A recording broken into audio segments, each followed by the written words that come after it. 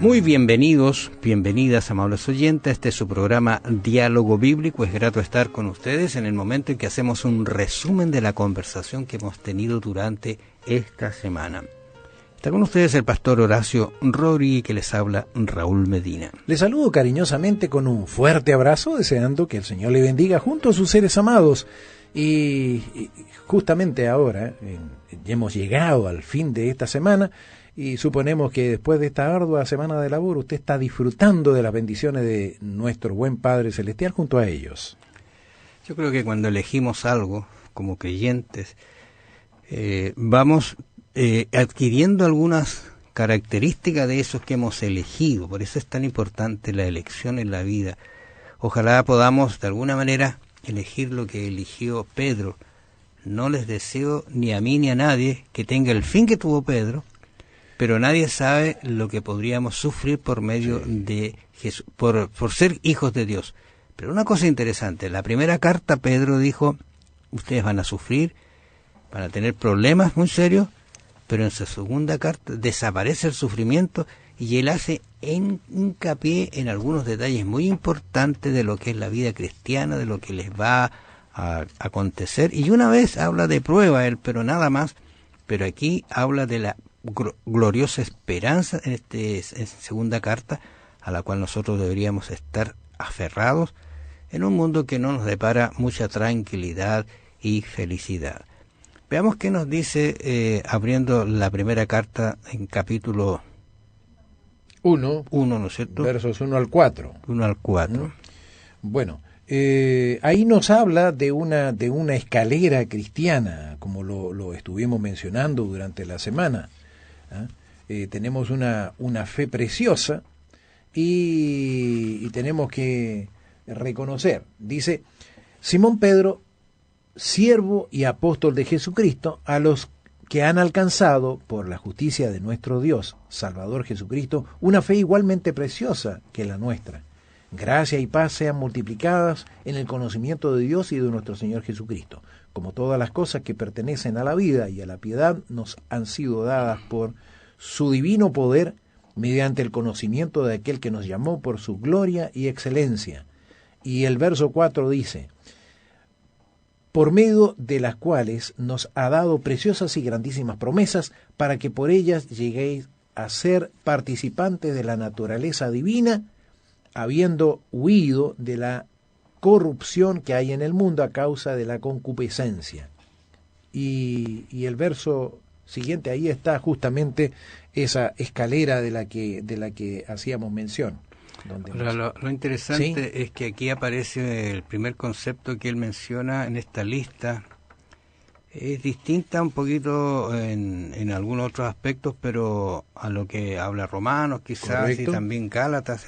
Pero Pedro recuerda usted, está tratando de dar sus últimas palabras de advertencia a quienes son hijos de Dios, que no se aparten. Le está diciendo que esta escalera es como ir creciendo, es como ir aumentando, agregando, ¿no es cierto?, algunos conceptos interesantes. Ahora, el concepto que presenta aquí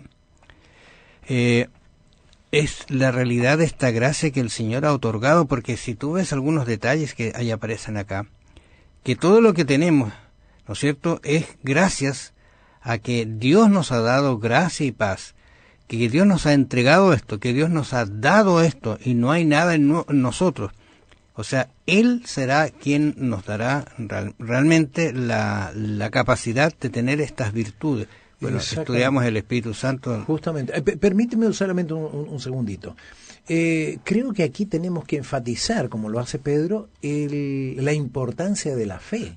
Porque si nosotros no tenemos fe, lógicamente que estas virtudes no las vamos a alcanzar, no vamos a hacer lo que el Señor nos ha indicado, de manera que nosotros podamos desarrollar esto en nosotros. La fe es importantísima, y recordemos, la fe viene por el oír y el oír por la palabra de Dios.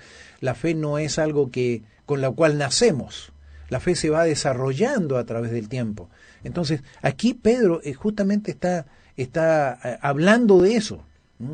Y como lo leímos en el verso 1, dice Jesucristo, la justicia de nuestro Dios y Salvador Jesucristo, una fe igualmente preciosa que la nuestra. Claro. Ese concepto de fe, fíjate, tiene de quizás aquí en Pedro dos connotaciones. Una es la fe en Jesucristo, correcto, que él la tiene tan puntualmente dada. Y el otro concepto que quizás que lleva esta idea es la fe que nos lleva al cumplimiento de algunas obligaciones que Dios también nos ha dado. Porque tú cumples algunas cosas por fe. Dios te manda a hablar, te manda a compartir el mensaje, y por fe tú sabes que esa persona podría ser un cristiano. Claro, y lo son. Ahora, tenemos que sí hacer la aclaración, como siempre lo hemos hecho, que nadie piense que porque decimos que tenemos algunas obligaciones, nosotros nos estamos salvando por las obras, de ninguna manera. Pero recordemos que el Señor ha puesto ciertas obligaciones del cristiano, como por ejemplo, el hecho de preocuparnos por nuestro prójimo. Dime si eso no es una obligación.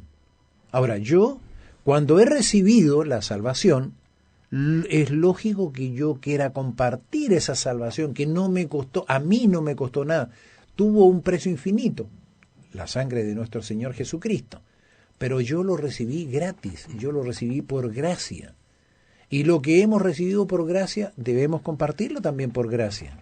Claro, uno piensa qué sería nuestra vida si no tenemos fe, y incluso la fe puede ser aumentada por el Espíritu Santo para ayudarnos a entender algunas cosas, pero hay otras evidencias que nos muestran. Es tan fácil decir, mira, ¿cómo sabes que existe Dios si nunca lo has visto?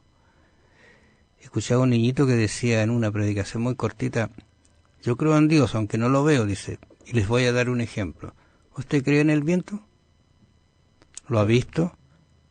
No lo ve, pero siente su efecto. Exactamente. Y efectivamente así es la fe. Nosotros no tenemos la capacidad de ver físicamente a Dios, pero por fe perfectamente sentimos su presencia, sentimos su efecto y sentimos cómo nos va cambiando la vida y cómo nuestras virtudes van mejorando gracias a la relación que tenemos con Él. Además debemos recordar que ahí Hebreos 11:6 dice que sin fe es imposible agradar a Dios. Exactamente. Nosotros, el cristiano, porque tiene fe, puede ver los milagros. Dice que nosotros tenemos que creer para ver. Hay quienes dicen que es ver para creer. No, nosotros decimos que tenemos que creer para ver. Y se van a ver muchas cosas en nuestras vidas, especialmente en los momentos en que estamos viviendo. Exactamente. Hay dos ideas que vamos a plantear y vamos a conversar porque están dadas en las cartas segundas, los capítulos 1 en adelante, ¿no es cierto? Esta idea de ser quizás como uno y el amor en esta escalera cristiana, la vamos a repasar un poquito, vamos a darle un poquito más de instancias a esta escalera que... Fíjate que Pedro es el único que habla de la virtud, ¿eh? Sí. Otros autores colocan esta escalera también, pero es diferente. Pedro tiene algunas cosas bien importantes en este sentido. ¿Qué dice? Vosotros también poniendo toda diligencia por esto mismo, añadid, la palabra es bonita, añadid, o sea, ir creciendo, ir poniendo más a vuestra fe, o sea, ya él entiende que tenemos fe en Jesucristo, virtud, y a la virtud conocimiento. ¿Qué puedes decir tú de la virtud, por ejemplo? La fe ya la hemos mencionado, que es un concepto de creer en Jesús.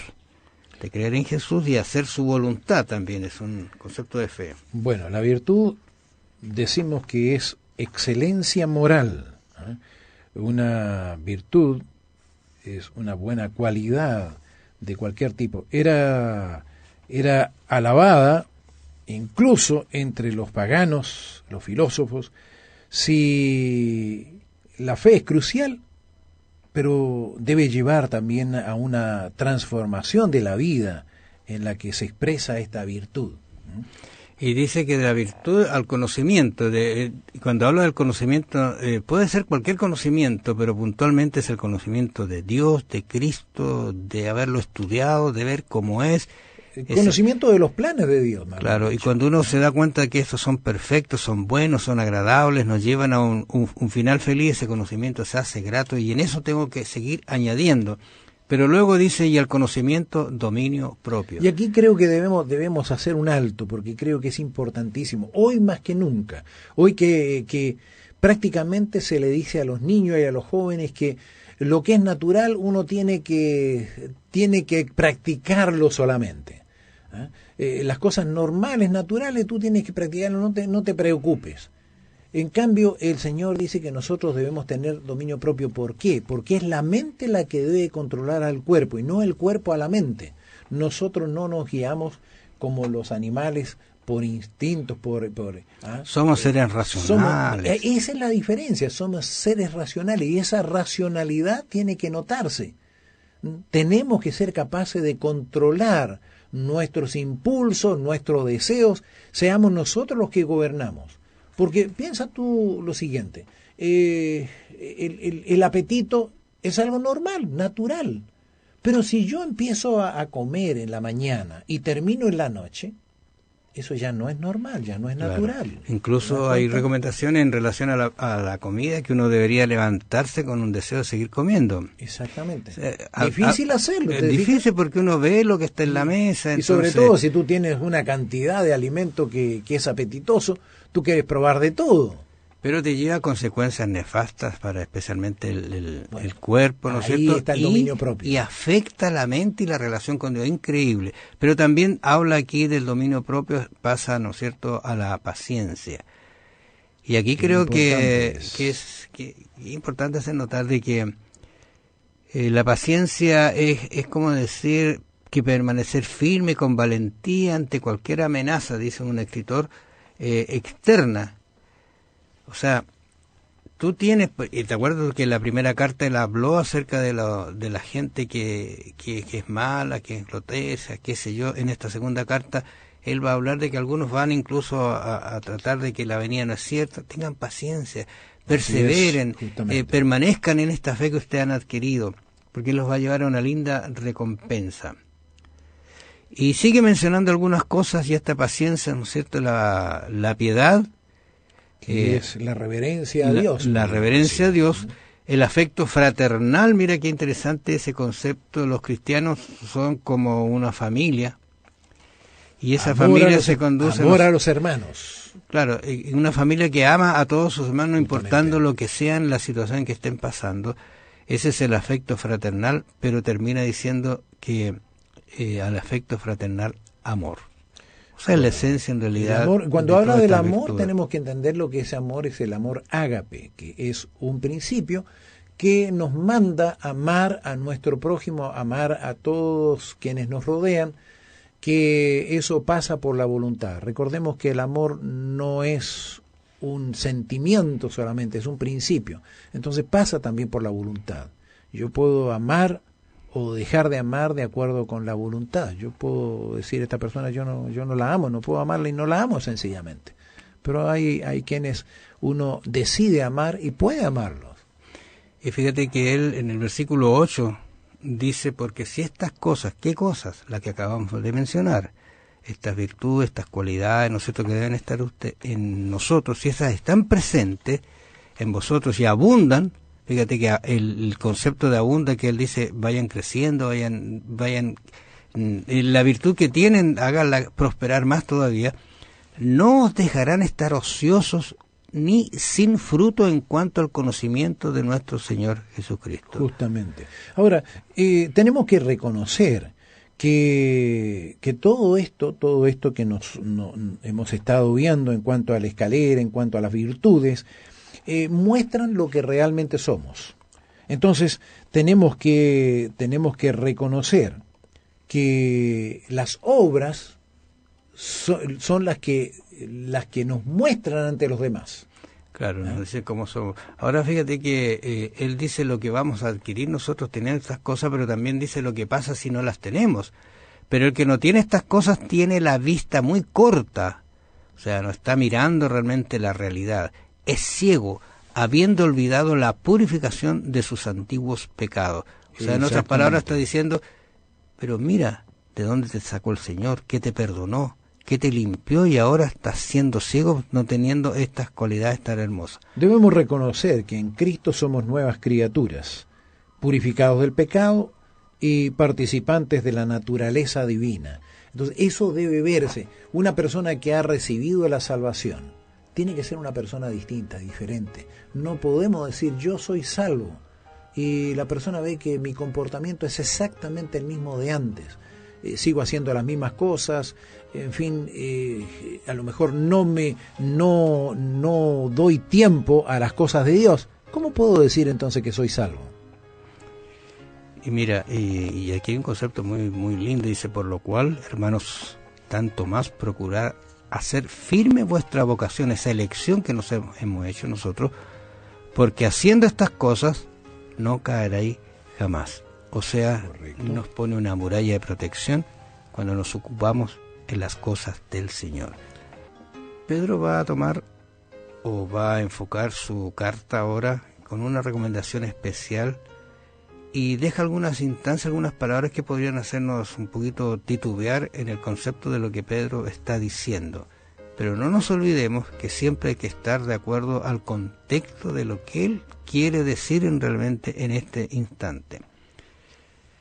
Dice allí en Primera de Pedro, o sea, Segunda de Pedro en realidad, capítulo 1, versículo 13 y 14.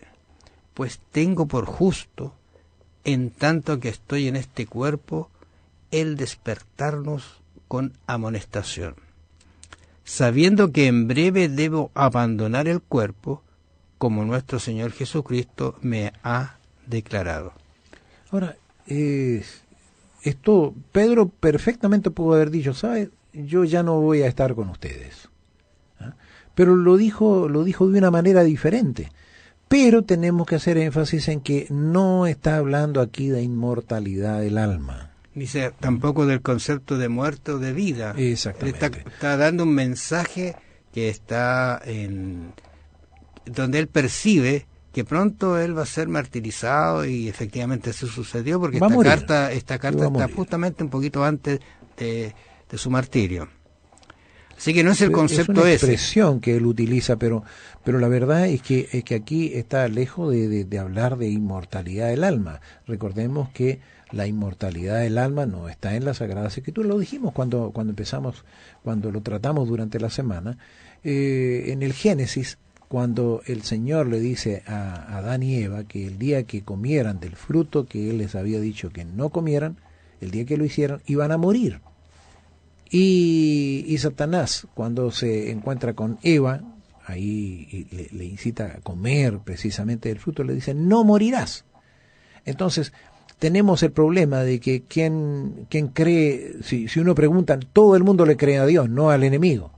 Pero, sin embargo, hay quienes creen que cuando uno muere, uno sale del cuerpo. O sea, yo estoy metido, este es un estuche el que yo tengo, estoy metido aquí y después salgo libremente y me voy a la presencia de Dios. Pero esas mismas personas después hablan de la resurrección. Pero ¿cómo voy a resucitar? Estoy en la presencia de Dios. Y si fui a la presencia de Dios, creo que no hay nada que sea más gratificante, más hermoso que estar en la presencia de Dios. Y que después venga a resucitar aquí a este mundo, no sé cómo podemos tomar eso.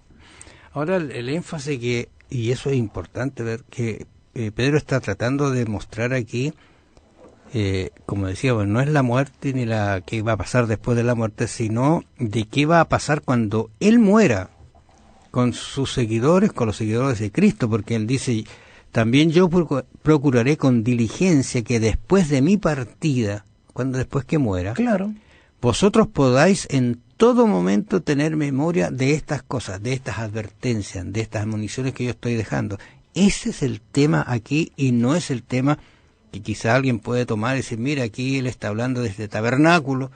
Bueno, tabernáculo es una tienda, ¿no es cierto?, que si tú le sacas la tienda la ropa que tiene, que no queda nada, pues se va. Bueno, el cuerpo también desaparece, porque la fusión del espíritu y el cuerpo, ¿no es cierto?, espíritu que es la vida. Que es la vida, ¿no es cierto?, hace que seamos seres vivientes. Claro. Si algo de eso desaparece, no somos nada. Pero él no está hablando de eso, sino está hablando de que cuando él le pase esto de morir, la razón por la cual está diciendo estoy preocupado, y la carta es muy rápida, yo creo que por eso tiene poquitos capítulos también. Correcto. Porque quizás estaba tan nervioso que él quería que llegara esta carta lo antes posible.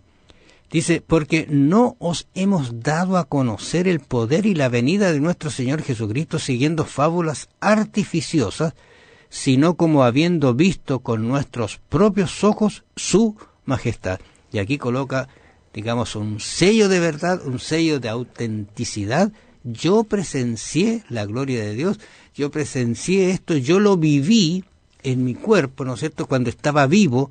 Ahora voy a dejarlo, voy a morir, pero ustedes por favor no abandonen, no les he dado engaños, artificios, sino verdad que ha salido de mi propia experiencia con el Señor. Bueno, nuestra fe está basada mayormente en la resurrección de nuestro Señor Jesucristo. Si Jesús no hubiese resucitado, como dice Pablo, vana es nuestra fe. Aún estaríamos en nuestros pecados y nuestra muerte sería eterna.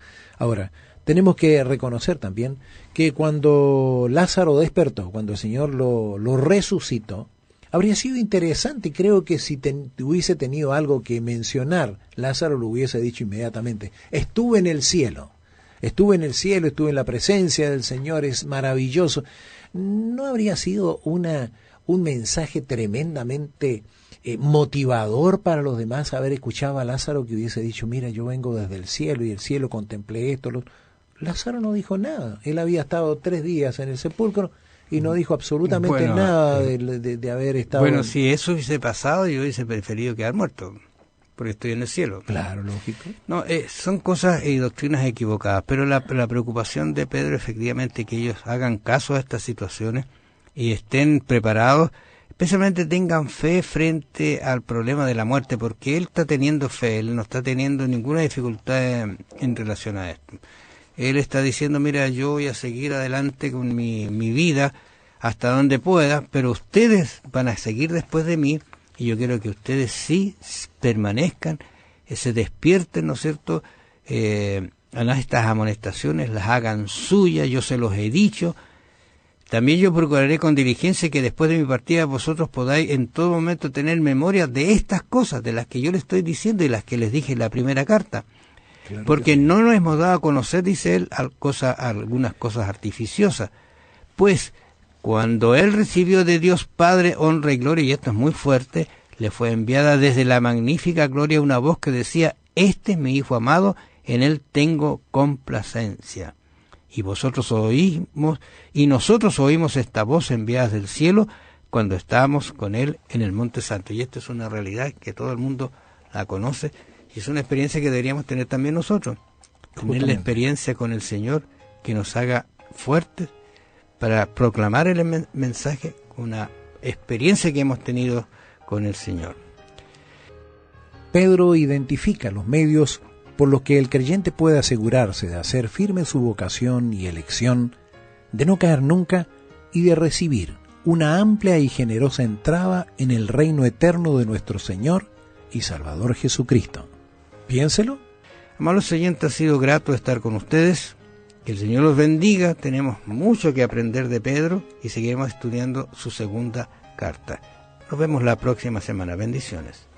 Que el Señor le bendiga. Un fuerte y cariñoso abrazo para usted, nuestro mejor deseo de bendiciones para sus seres amados, y será hasta una próxima oportunidad, si Dios así lo permite.